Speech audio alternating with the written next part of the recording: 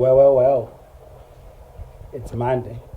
You know how it goes on this channel. A roundup of the Premier League, the Serie A, Bundesliga, League One. So it's all done. Game week 3, game week 4, game week 2 for other teams. So yeah, let me just catch you up. For those that didn't watch other matches, let me just run it down for you guys. Hope you like it. West Ham, they were rolled up, put in a spliff, touched up like it's a brothel by Spurs. The, the bubbles popped up before they were even released. And a nice Javi Simons assist. We saw a glimpse of him, but anyway, he was on the left wing, so we can't say much. We all know he's not a left winger. He's a nice 10. So as time goes on, I'm sure Thomas the Choo Choo Trank engine will play Javi Simons as a 10. For now, he has to do with the left wing. No minutes for Randall Colomowani at the game. A nice power performance from Kudos back at home. So yeah, West Ham new, Spurs 3. Potter seems like Potter's running out of spells, and we all thought it was a pure blood, but man, he's playing like a mad blood. Hermione Granger sentences all over them. It's like West Ham are playing with the Avada Kedavra spell, dead football, dead throughout. Maybe if Potter talks to Hermione Granger, you definitely know how to say Wingardium Leviosa, because that team needs elevation. They need that spell right now. Some Wingardium Leviosa on those players. Bowen, Wan Bissaka, Sushek got a red card as well. So yeah, it's peak for West Ham. Flirting with relegation already, and I'm sure it's a matter of time before Graham Potter got sacked. Arsenal won 3-0 against Nottingham Forest. Injuries keep creeping for the Gunners, but the good thing now is they have great squad depth, very very great squad depth, and it's helping them as well navigate through matches, which is a sign of champions. Great 3-0 victory. Well, Nunes Espirito didn't have time with his squad, so yeah, can't say much. But then, anyway, no one really rates Big Ange with his high line for life. No one really rates him.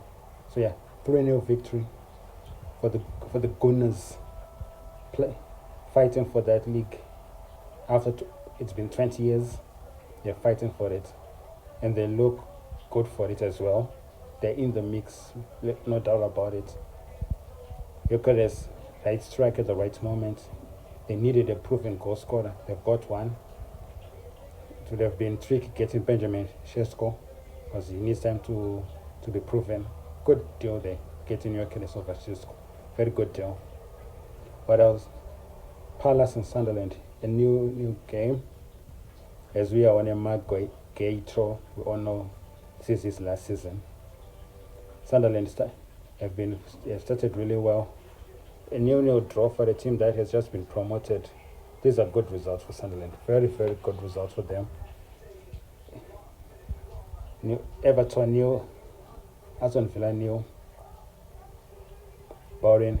Still no goals from Villa. They haven't scored this season, and it seems and it's continuous as well.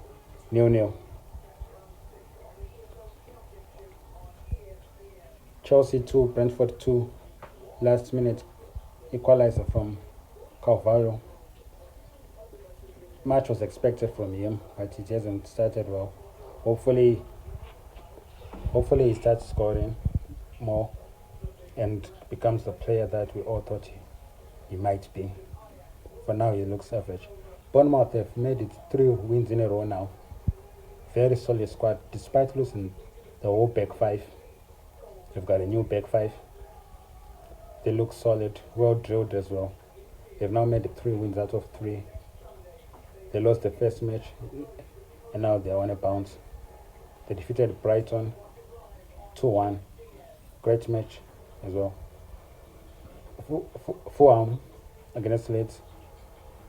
Dominic Calvert-Lewin missing a sitter. That he had a great sitter, a great chance that he should have buried, but it just shows the lack of confidence from him. So once he gets his confidence back, he'll be up and running. They lost 1-0. An on goal from Goodmanson right at the depth. They would almost managed to at least salvage a point, but they just lost at the depth. An on goal. Off to La Liga. Spain, Real Madrid 2, Real Sociedad 1. Dean Nelson got a red card, which wasn't a red card, but yeah, we leave. We all know the agenda. They had that Lamine Yamal wasn't playing, so they had to do something to make sure Madrid doesn't win. A clean Mbappe goal as usual, but we have to talk about Arda Güler. Arda Güler in that midfield. That kid is sensation. He is very talented. Of course, the problem with him is he's very quiet. We all know now football, you have to do so much talking. PR counts right now at football. It's less about your performance, more about PR. So yeah, Arda Güler, solid, very talented young kid. I wonder what Xavi Alonso will do when Jude comes back, because we know that's where Jude plays. So will it be Arda Güler, Jude, and Tchouaméni? And where will Camavinga play as well? We'll see. It's a good problem for the coach, having such talented young players who are also doing their best. Brahimi played over Franco Matutuano, which obviously made sense. We didn't see Rodrigo as expected. We all know Rodrigo isn't part of the plans. As much as he stayed, we all know he's not part of Real Madrid plans, or let's say Xavi Alonso's plans. So yeah, they won 2-1. They haven't lost as well. Newcastle 1-0 over Wolves, who are also flirting with relegation. It was a dream day for Watermed. He's the one who scored. The new striker. The young 21-year-old 6-foot giant. Yeah, Newcastle 1, Wolves 0. Manchester United were put to the sword by City. 3-0 victory for City at the Etihad. It was the Haaland and Foden show, as usual. We all know in Manchester derby, it's always Haaland and Foden show. And wow, the social media is going insane.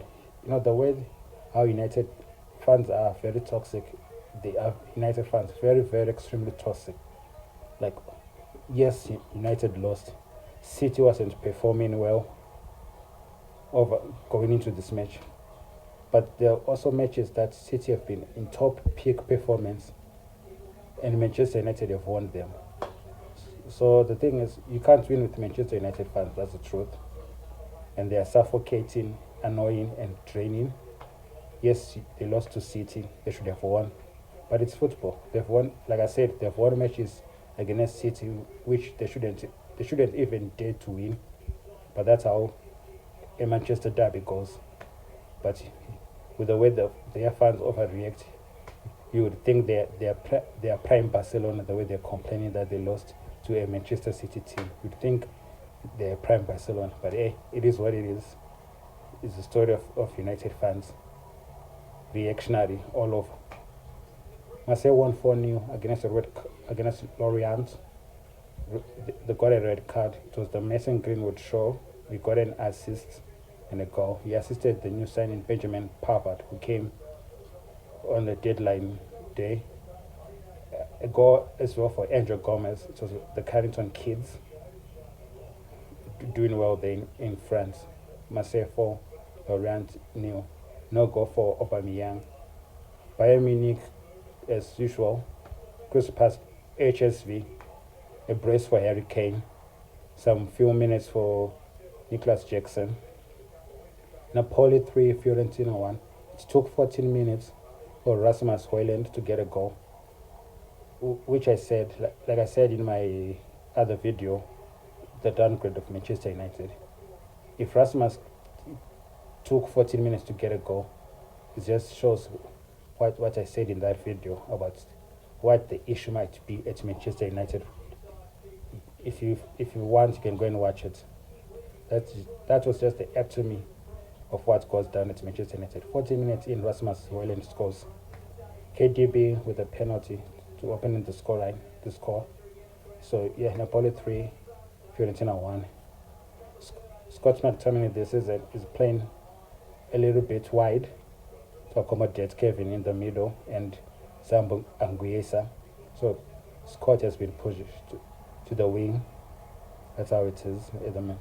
AC Milan 1, Bologna nil. It was Luka Magic. Well, no, I think there's only one Luka Magic. It's Luka Doncic. So let's just say Uncle Modric strutting his stuff in that match. As much as the scoreline might say 1-0, but he did strut his stuff, and they won the match. Liverpool just scraped through against Burnley. 95th minute penalty from Mo Salah, which was a good thing for those who camped at Mohamed Salah for their fantasy teams. So yeah, just about victory for Liverpool. And honestly, I thought Liverpool would roll over Burnley. I thought it would be like 4-0, 5, those big scorelines, but it wasn't meant to be. At least they won. They're showing signs of champions, just winning. At the end, that's what matters. If you want to be a champion, you just about have to win. Even on your bad day, you just have to win.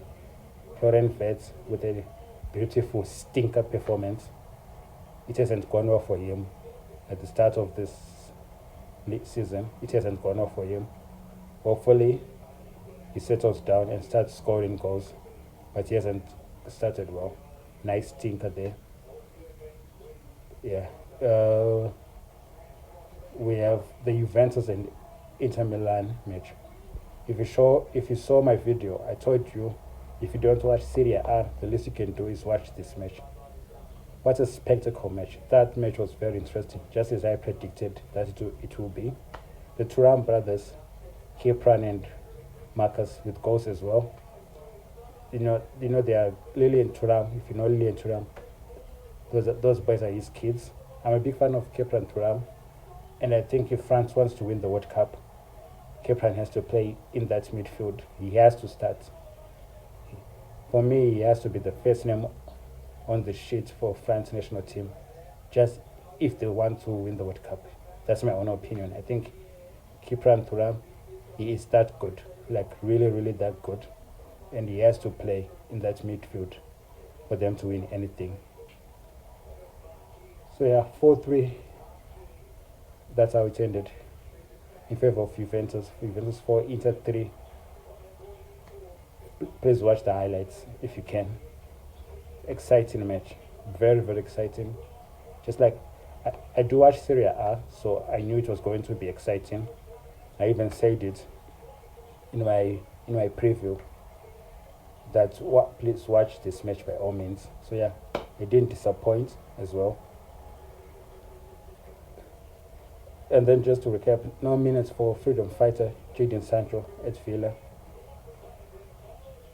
Lindelof came on, as well, but still no minutes for Mr. Freedom Fighter. We'll see how it goes as he continues to fight for freedom, aka Jadon Sancho Lino. Yeah, you'll be open to play the next game, but it looks bleak for this kid. Once a superstar, now just a player that will keep home in the bench. All the best, Mr. Freedom Fighter Jadon Sancho. We are out of here. Peace.